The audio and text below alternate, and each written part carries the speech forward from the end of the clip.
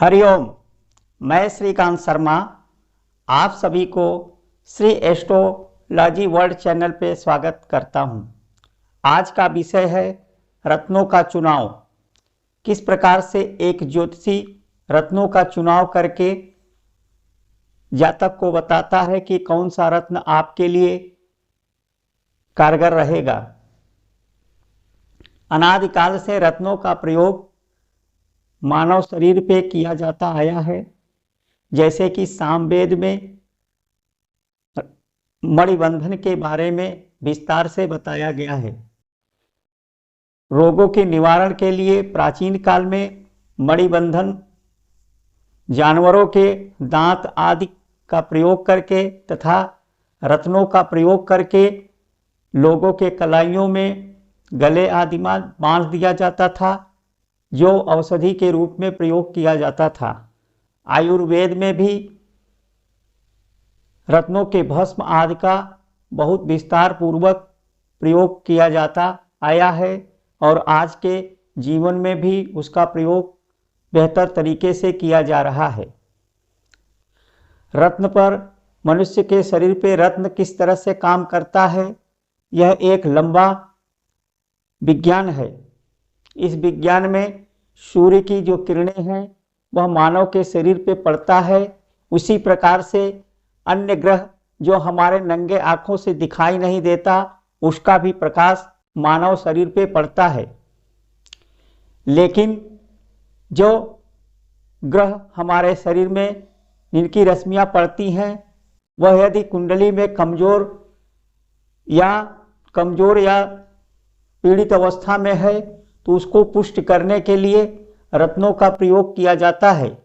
रत्न ग्रहों के रश्मियों को खींच करके शरीर में पहुंचाता है, जिससे शरीर में एक अलग तरह से ऊर्जा उत्पन्न होता है।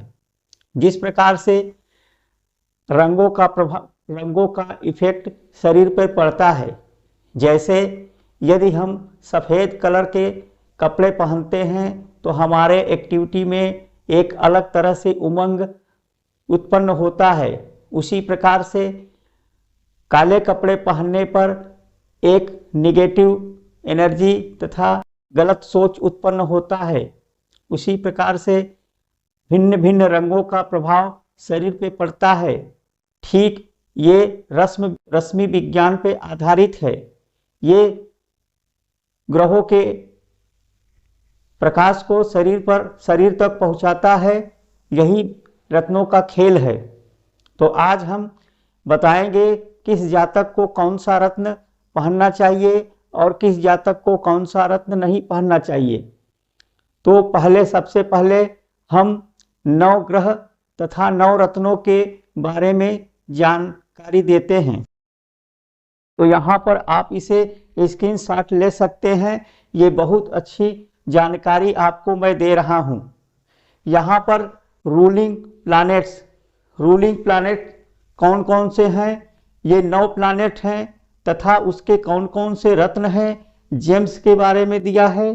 तीसरे कॉलम में हमने उसके उंगलियों के बारे में, फिंगर के बारे में बताया हूँ। ये हमारा अंगूठा से शुरू होगा। इसको पहला, दूसरा, तीसरा इस तरह से अंगूठे से शुरू होगा। फिर इसके बाद मेटल के बारे में बताया गया है। यहाँ पर मेटल कौन से धातु में पहना जाएगा, कौन से दिन पहना जाएगा, उसका वजन कितना होगा, इस सब के बारे में हम विस्तार से चर्चा करेंगे। जैसे सूर्य के लिए ऋषियों ने रूबी बताया है, जिसे हिंदी में माणिक कहते हैं। ये जो है तीसरे उंगली अर्थात यहाँ से फर्स्ट फिंगर, इंडेक्स फिंगर से शुरू हो करके ये तीसरे मतलब अनामिका में ये पहना जाता है। रूबी को अनामिका में पहना जाता है और इसका मेटल गोल्ड है। यह रविवार को रवि के होरा में पहना जाता है तथा इसका वजन 5 रत्ती, 5.25 रत्ती मिनिमम होना चाहिए। इसी तरह से चंद्र यदि कुंडली में योग कारक है, योग के लिए जैसे चंद्रमा हमारा यदि कुंडली में शुभ है तो मोती धारण करना चाहिए। ये कनिष्ठा उंगली में पहना जाता है। इंडेक्स फिंगर से चौथी उंगली में कनिष्ठा उंगली में पहना जाएगा।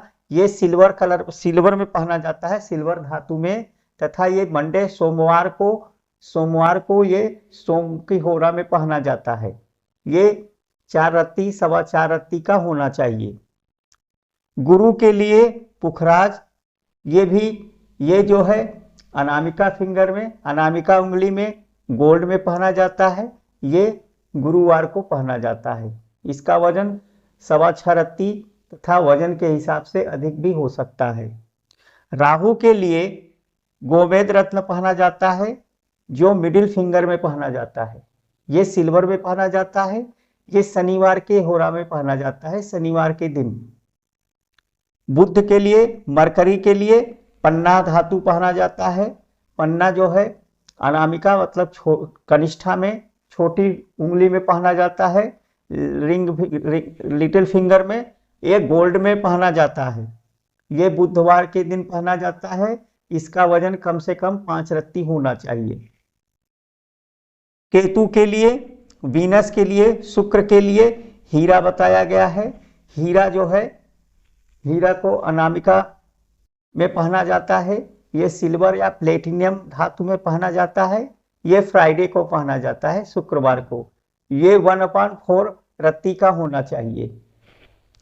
केतु के रत्न के लिए लहसुनिया पहना जाता है।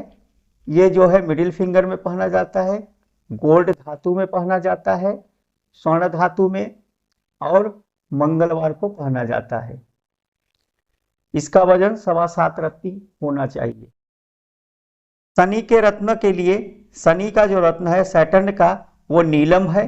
नीलम को मिडिल फिंगर में पहना जाता है, सिल्वर धातु में पहना जाता है, और शनिवार के दिन पहना जाता है। इसका वजन 5 से 7 रत्ती होना चाहिए। मंगल, जैसे मंगल का जो है मूंगा पहना जाता है। मंगल जो है मिडिल अनामिका फिंगर में पहना जाता है। ये तांबे में कापर धातु में पहना जाता है, और ये भी मंगलवार को पहना जाता है। तो इस प्रकार से यहां पर हमने रूलिंग प्लैनेट और उसके जेम्स के बारे में बता दिया, उसकी फिंगर के बारे में बता दिया, उसके मेटल के बारे में बता दिया, वो कौन से दिन में पहना जाएगा उसके बारे में बता दिया, उसके वजन के बारे में बताया। अब सबसे रोचक वाली बात हम आपको बताते हैं कि कौन से किस विपरीत, आज हम ऐसे रत्नों के बारे में बताएंगे कि कुंडली में यदि हमारा कोई ग्रह पीड़ित है, नीच है या अशुभ स्थान पे बैठा है तो उसके विपरीत रत्न धारण करना चाहिए। क्योंकि जब कोई ग्रह पीड़ित अवस्था में हो जाता है तो वह कार्य नहीं करता। जैसे यदि हमारा चंद्रमा नीच का होकर के अष्टम भाव में बैठ जाए, नीच का चंद्रमा यदि नीच का होकर के अष्टम भाव में बैठ जाए, अब यहाँ पे चंद्रमा जो है अष्टम भाव में यहाँ बैठ जाए नीच होकर के, तो वृश्चिक में जाकर के चंद्रमा नीच का हो जाता है।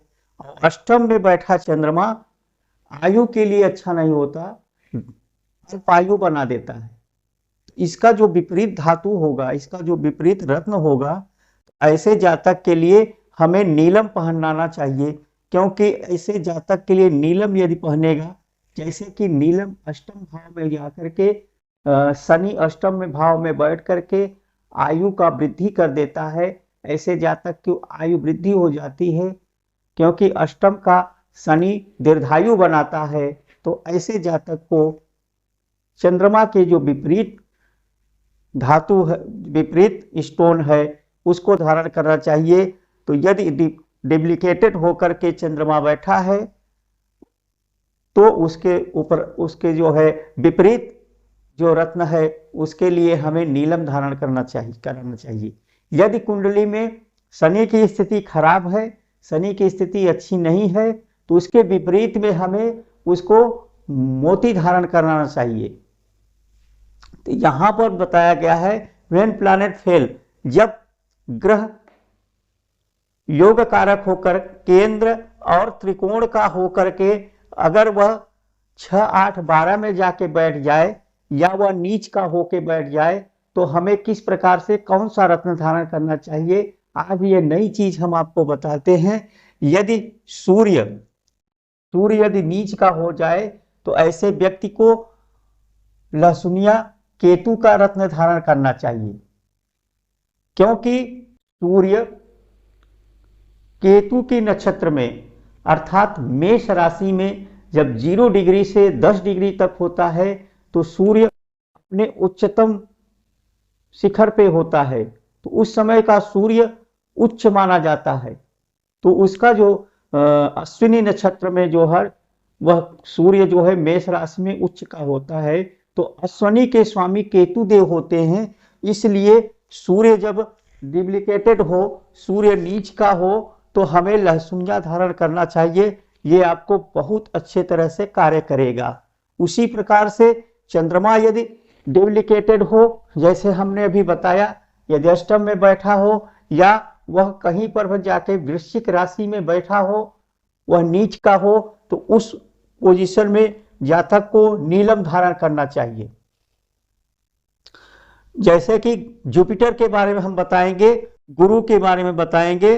गुरु कुंडली में यदि नीच का हो जाए, पीड़ित हो जाए, तब उसे व्हाइट पियर्स अर्थात सफेद मोती धारण करना चाहिए, क्योंकि कर्क राशि में गुरु जाकर के उच्च का हो जाता है। यदि गुरु नीच का है तो उस समय हमें मोती धारण करने से हमारा गुरु बलवान हो जाएगा।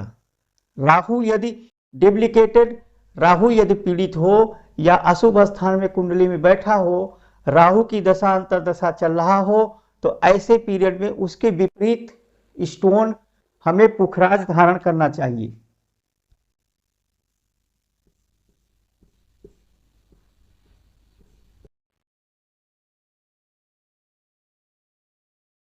मरकरी यदि पीड़ित अवस्था में हो तो पन्ना की जगह पे अगर पीड़ित अवस्था में है, नीच का है, तो ऐसे पोजीशन में हमें सूर्य का रत्न धारण करना चाहिए।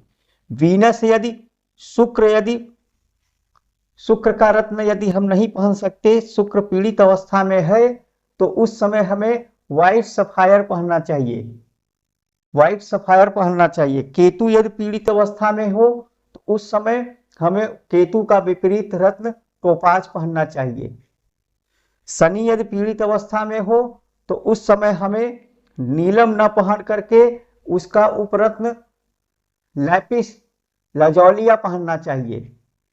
मंगल यदि कमजोर हो कुंडली में, क्योंकि मंगल एनर्जी का कारक है, ऊर्जा का कारक है, यदि कुंडली में वह पीड़ित अवस्था में हो, नीच अवस्था में हो, तो हमें डायरेक्ट मूंगा न पहन करके सूर्य के रत्न रूबी धारण करना चाहिए। इसका प्रयोग हमने बहुत सारे जातकों पे कराया और उनको 100% काम किया।